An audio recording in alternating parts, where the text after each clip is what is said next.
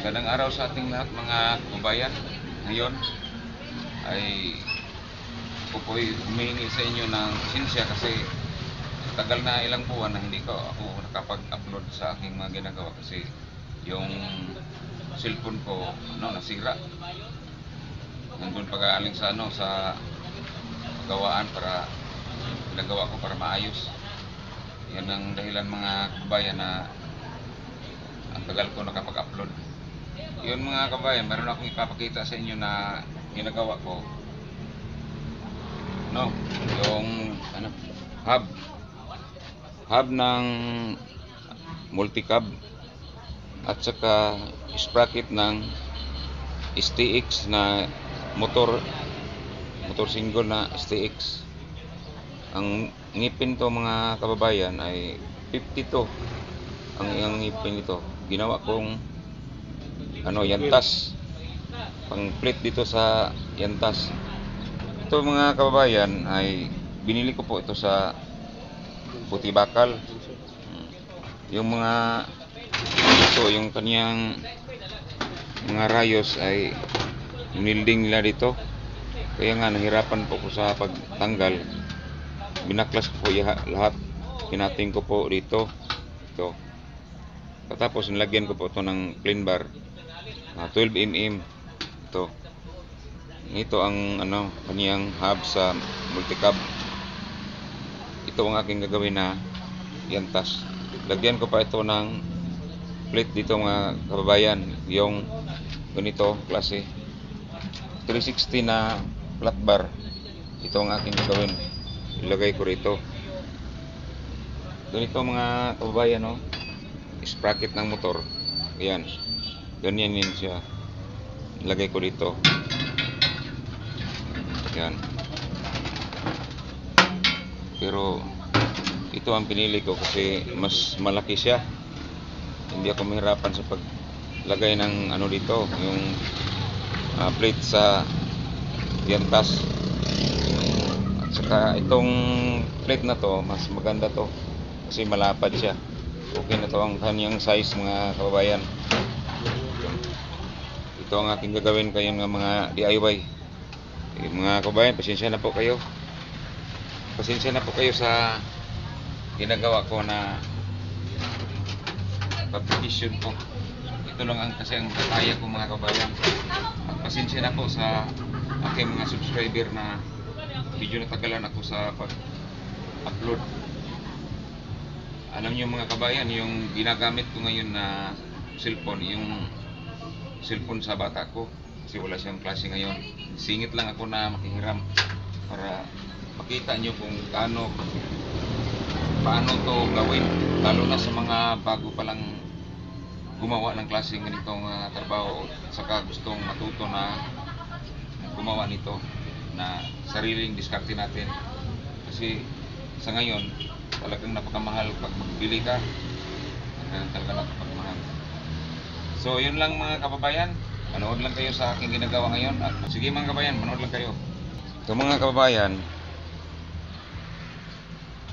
ang kanyang hub, mas nilabel ko dito yung kanyang sprocket para yung silipin nyo, silipin nyo yan.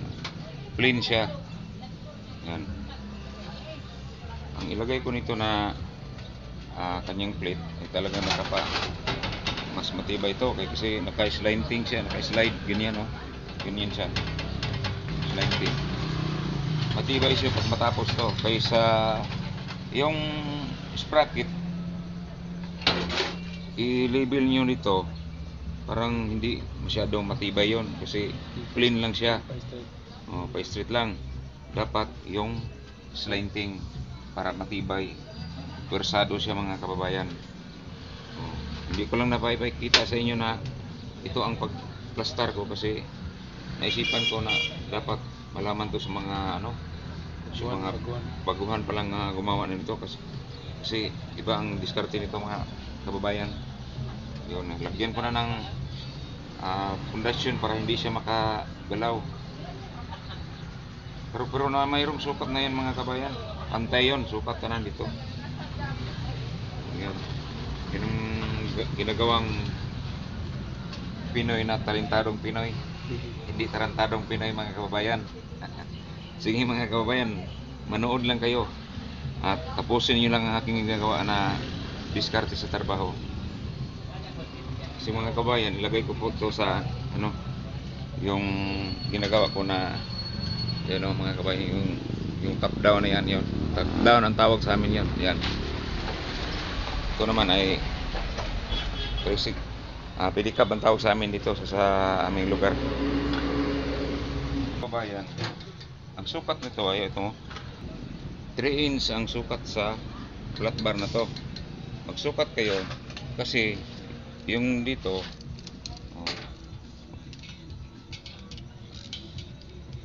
3 and 3/4 yan ang sukat niya, buo lahat yan. Ngayon magsukat kayo, gawin niyo ng 4 inches para yung curve niya dito ay makuha nyo.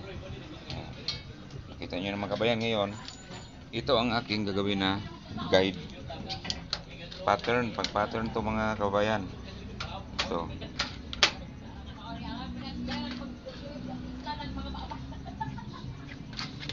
tapos yun lang ang pagturada to mga kabayan. Gupitin nyo para ito ang gagawin nating pang guide para hindi kayo mahirapan sa paggawa. Tulad nito mga kababayan, sukat tayo 4 inch o lampasan nyo pa konti lang, 4 inch ito.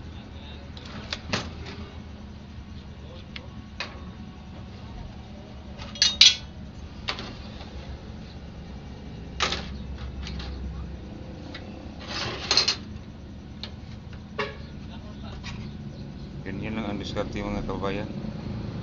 Yun, ganyan ang gagawin nyo mga kabayan. Mayroon akong kuwit dito, yun. Hindi lang masyadong makikita sa video siguro. Yan, ganyan. Suntok dito sa pikas. Pagkatapos ganyan ninyo mga kababayan, lalo sa mga bago. At sa ilalim naman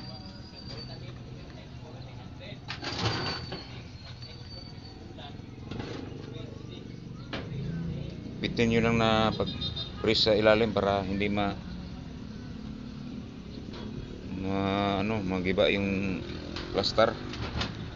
Yun na yun sa kabila. Unahin natin dito mga kabayan.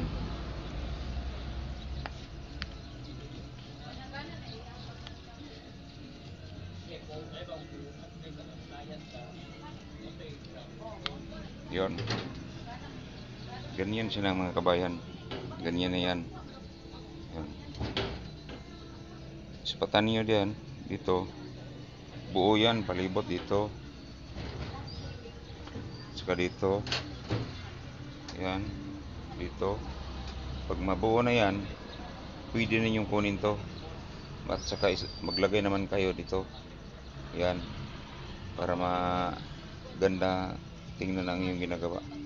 So yan lang mga kabayan, na ipakita ko na sa iyo ang aking mga diskarte. Yun lang ang makakaya ko para sa inyo ha. Sana mayroong maka panood na matuto siya. Sige mga kabayan,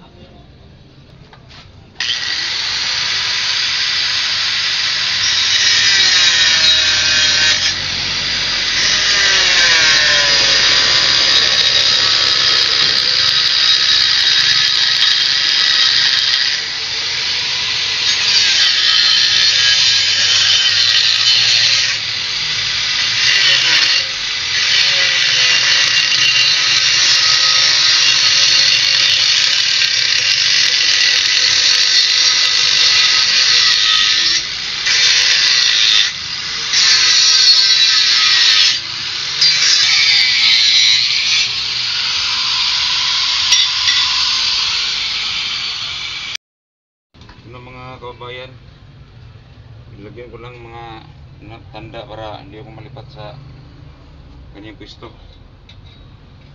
Yan.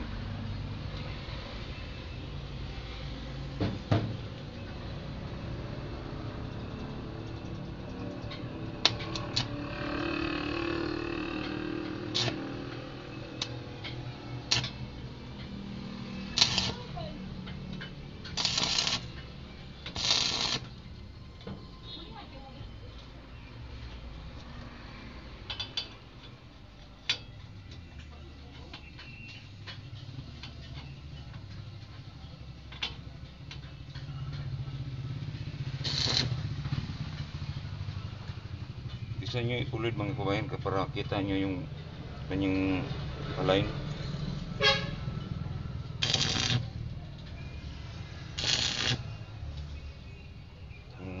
Magkamali kayo, madali lang siyang tanggalin.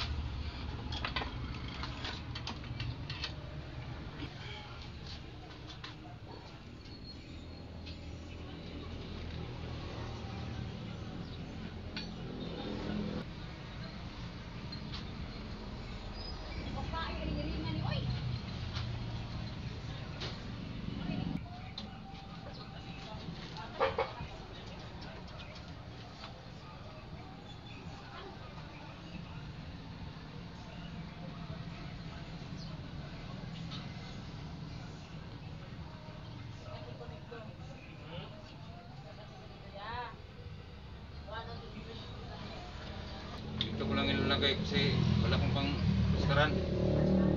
Sa aking binderan akong kunay ilagay. So, masyadong plastaran dito guys.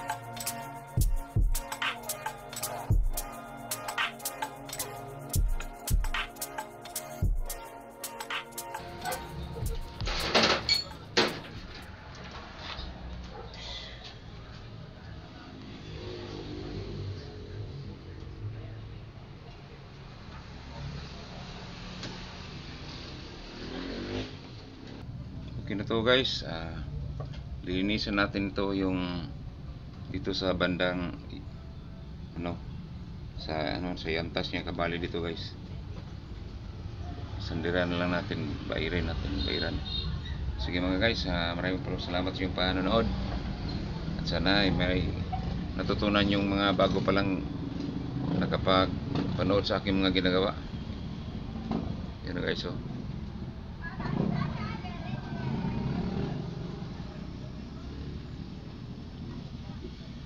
Ito ang gawang Pinoy lang. Guys, maraming salamat sa inyong lahat. At sa mga bago pa lang, huwag huwag yung kalimutan na pindutin ang aking notification bell para lagi naman kayong update sa sunod kong mga gagawin. At pasensya na kayo guys kasi yung camera ko ay hindi pa naayos, pinagawa ko pa, baka sa sunod mga buwan siguro. Sige, maraming salamat sa inyo guys.